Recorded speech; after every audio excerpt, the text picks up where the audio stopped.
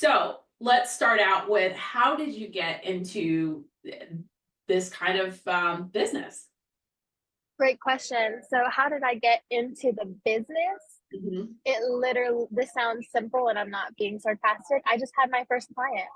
I didn't realize the impact of this service until I finished with my first client and saw how impacted she was by the change that we made in her home office. Yeah. So much so that she cried because she was Oh, able to write herself a sticky note at her own desk. yeah. This organizing and decorating and being very wise spatially in a home and an office, just systematic and planning minded.